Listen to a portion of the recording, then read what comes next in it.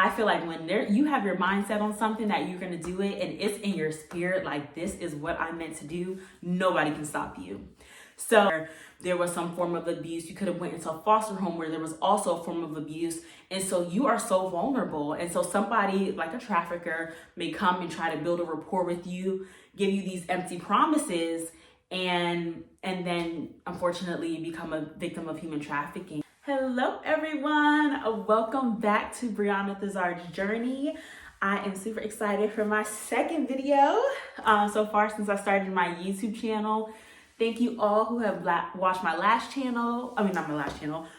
episode. And if you haven't, you should definitely check it out.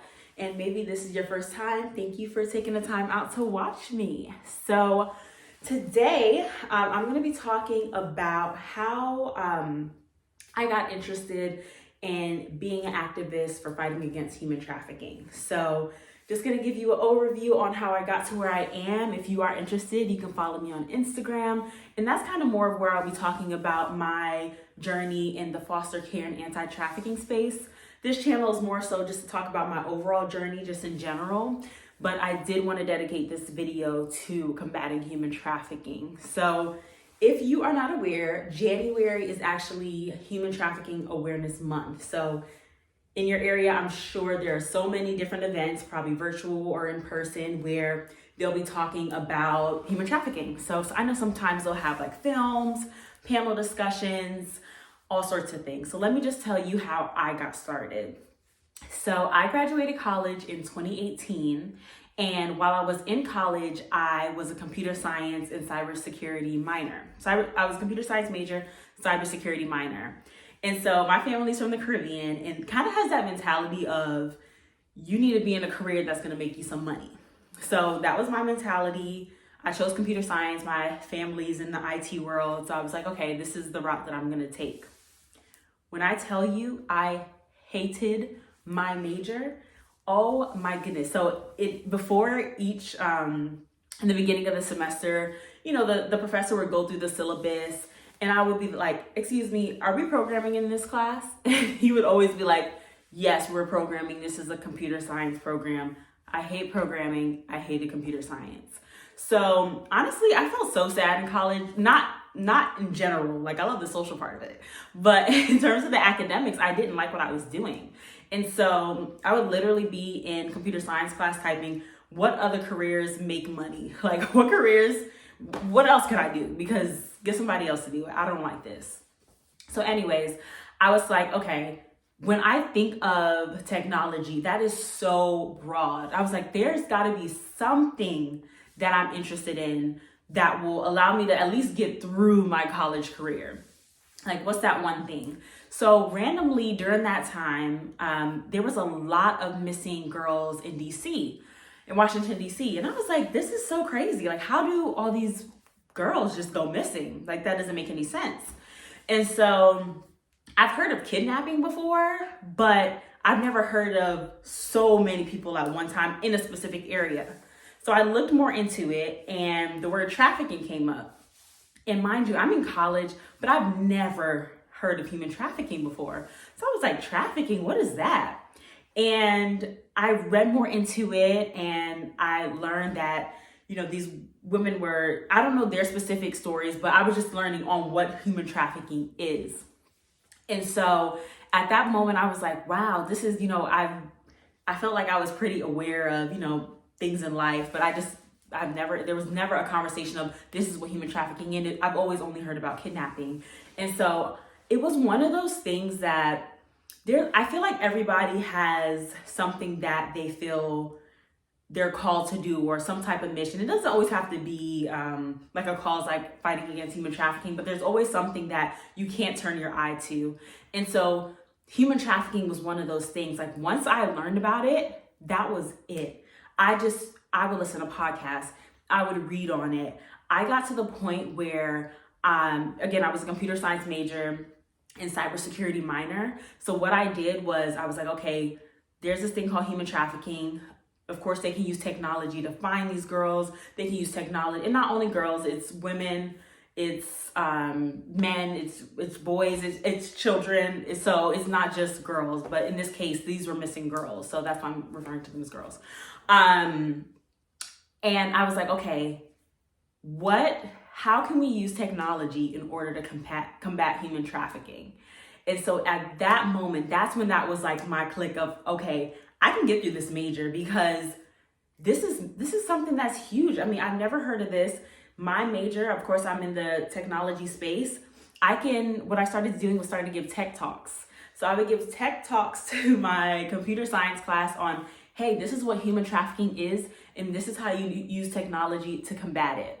So I started out with doing tech talks. I started to get so passionate about it that I started talking to professors of like, hey, can I give a presentation on what human trafficking is? I started giving presentations, technical, non-technical. I mean, I was like, I just was just into it. And so that was just kind of it just kind of felt like that was my why. And so I remember I had a professor when I gave a presentation, she said, when you speak about this, there's like this I mean, of course, this is not a happy topic, but there is this sense of like, this is what you're meant to do. And in that moment, like, I really felt like, wow, I found my why in life. Like, I never felt like I had like my why while I was in college. It was more so like, listen, I'm in college. I'm going to pick a career where I'm going to make some money and I'm going to live my life and climb the corporate ladder. And like, that's that. But it was one of those things like, wow, like I want to do something in this space. And so that's when I started looking into digital forensics. I didn't end up getting a position in digital forensics, but it then allowed me to just learn more about what this is. I mean, the concept of, there's so many ways that someone can get trafficked. A way can be through social media and they're what they call like a grooming process where they can, have a rapport with you and, you may think that this is maybe your boyfriend or a friend, and then they can get to the point where no one no longer sees you ever again because now you have been trafficked. For some people, it's through their family members. It could be a family member who wants money for whatever reason, and they allow someone to come and take you, and you then become trafficked. There's so many different things and so many different ways that it can happen. It's not just your typical of, driving a van, grab someone in the car, and they're gone, right? So that can happen too, and that does happen as well, but that's not the only way that trafficking does happen. Typically, is some type of process of, some rapport is being made, some type of trust. And so in terms of the human trafficking space, what I wanted to do from computer science was to get into digital forensics. So unfortunately, I wasn't able to find a full-time position in that. Well, I say not yet. But I haven't been able to find any full-time position with working in the anti-human trafficking space. However, in college, I did have the opportunity on having 2 internships, and I won't say where they were, but with those internships, I was able to look into cell phones of people who were trafficking young children. And so that allowed me to learn like, okay, these are what they're doing. This is like what the grooming process looks like. This is the language. They have a certain language, a language that some average Joe would read and be like, okay, like how do I connect it to? They have their certain lingo. What areas that they're focused in. So we were in that internship, you learn how to identify, okay, where is this person where were they located? Who are they connected to? And kind of connecting the dots on finding a trafficker. And even when you do find the trafficker, you're able to present certain evidence in court. So that's something that I wanted my life to be. Like that's the career I wanted. That was the thing that actually got me excited. And that's really what I wanted to do. And so of course, when you're on a path where you're like you're so into something, you don't want anyone to deter you. But I will say that when I would, share with people in the industry or colleagues or whatever the case may be, that this is the field that I wanted to go into, they would say like, you definitely don't want to get into that field. People don't last long. It's like, this is a very depressive field. You don't want to do this, just so many discouraging things. But I feel like when you have your mindset on something that you're going to do it and it's in your spirit, like this is what I meant to do, nobody can stop you. So ended up graduating college, worked with the government, but didn't get any position within that field. I didn't realize like how small of a community the anti-trafficking space is, so never got to that point. However, after college, it was, man, that post-college, postgraduate depression was real. Like it was tough. I was in school and I didn't like my major. And when I graduated school, I didn't like my career. I was like, oh my gosh, I'm sitting in front of a computer all day. I'm this very social person, and what in the world? So that was really tough too. And again, I wasn't in that anti-trafficking space because I said, okay, if I'm going to be in computer science, if I'm going to be in this field, this is what I want to do specifically. And that field is very narrow. It's more of like who you know type of thing. So never got to that point. However, I still do my research on human trafficking. I still listen to podcasts. I would still go to networking events. And what I found in my research is that many victims of human trafficking were once in the child welfare system. So that's also known as foster care. So I said, okay, well, if many victims of human trafficking are youth in foster care, why don't I focus, if my way to combat human trafficking, why don't I focus on serving these groups of individuals, which would be youth in foster care? So that was just kind of my thought process. I didn't have anything in place, but I just was like, okay, let me somehow figure out what I'm going to do there. So fast forward to the pandemic. I graduated college in 2018. Pandemic was 2020, right? Yeah, because COVID-19. Yeah, it was 2020. That's when it like was really, everybody was quarantined. I was sitting down on the couch watching Girlfriends, and it was just random. It was just one of those times you're not around anybody. I mean, it was COVID. And this random thought comes to me to celebrate the birthdays of youth in foster care. Like, how random is that? Now, kind of to give you a backstory on me, my family, we're Caribbean. We celebrate everything. We celebrate the sun coming up. We celebrate the sun going down. I feel like we always are having a party. So celebrations in my family were huge. Like my birthday parties, we went all out. The moon bounces, the 3-tier cakes, anything you could think of, pretty much I had it. Like my family, they don't play with an event. So that's also my upbringing. And, that is such a special time in life because it's your birthday. You are the center of attention. Your parents put all of this love and effort into celebrating you. And it's something that you will forever remember. It's so memorable. And so even to this day, being in my 20s, I still remember I might not have remembered all the little details, but I remember how I felt when my birthday was celebrated. And so the thought comes, celebrate the birthdays for youth in foster care. And so I'm from Prince George's County, Maryland. So I was like, okay, well, let me start in my community in Prince George's County. Let me celebrate the birthdays of youth in foster care. And so the original idea was like, okay, well, I can do birthday parties, like one birthday party a month.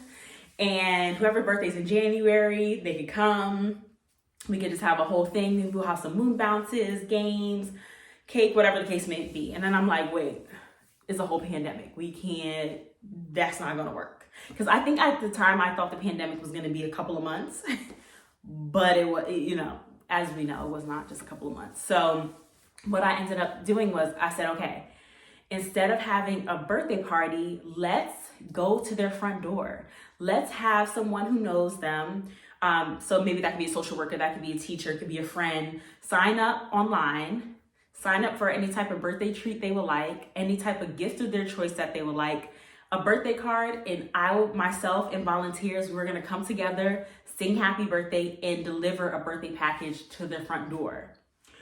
And I was like, you know what? I feel like I was like, okay, we're going to do that for a little bit. And then once the pandemic's over, we're going to do the birthday party things. Let me just fast forward you. This is the nonprofit called Memories Foundation in Prince George's County. When we deliver this birthday package to this child, it is, first of all, you should see the smile on their face. Some of them are like, what? Like, who are these people just dropping off a cake? We're all saying, we did happy birthday, Stevie Wonder style, Stevie Wonder version. And it's just like, I was like, okay, yeah, no, we're sticking to this. I absolutely love it. And you could just see the smile on their face. They feel so warm. And the reason why, and of course, this is not going to be about the nonprofit, but the reason how it ties into human trafficking is because a lot of times the way that traffickers may be able to groom children is because they go and target children that come from vulnerable spaces. So in foster care, if you're going from home to home, you're not living in a very stable environment. You may have come from a home where there was some form of abuse. You could have went into a foster home where there was also a form of abuse. And so you are so vulnerable. And so somebody like a trafficker may come and try to build a rapport with you, give you these empty promises, and then unfortunately you become a victim of human trafficking. So memories, what my thought process is okay, even though I don't think we are going to combat human trafficking from celebrating a birthday, however, I do think that it can make a difference. I believe that by a child knowing, like, you know what, somebody does care about me, that can somewhat lessen the likelihood of them becoming trafficked. And so we're not only focused on birthdays, we're also focused on milestones. Of course, when funding comes in, that's when we really are going to expand. The main basis is birthdays. But once the funding comes, then we'll be able to celebrate the proms, the graduations, the homecoming, Thanksgiving, Christmas. We'll be able to expand to that point so that it's not only birthdays. So throughout the year, baby, we are celebrating you, okay? I want the county to become, and of course, eventually if God decides that we should grow, that we grow. But I want it to be normal in our county for us to really celebrate youth in foster care. Like, I want us to go all out. And I want us to make a dent in fighting against human trafficking as well. I really, really do. So that's how I got into, again, becoming in the space of looking to fight against human trafficking. And even with research and podcasts, I am nowhere near being an expert, okay? There's still so much for me to learn. I still want to actually have a position in the field whenever that time does come. But I'm just so excited to see how much I learn within the anti-trafficking space. If you are in the DMV and you're watching this, so on Saturday, January 20th, I don't know, whenever you watch this, in the South Bowie Branch Library, we will be hosting an anti-trafficking event, and it will be a panel. So it will be people who are actually working in the anti-trafficking space. So they're going to be providing their expertise on how does this happen in our community? How do people become trafficked? What can we do to prevent your loved one from being a victim of human trafficking?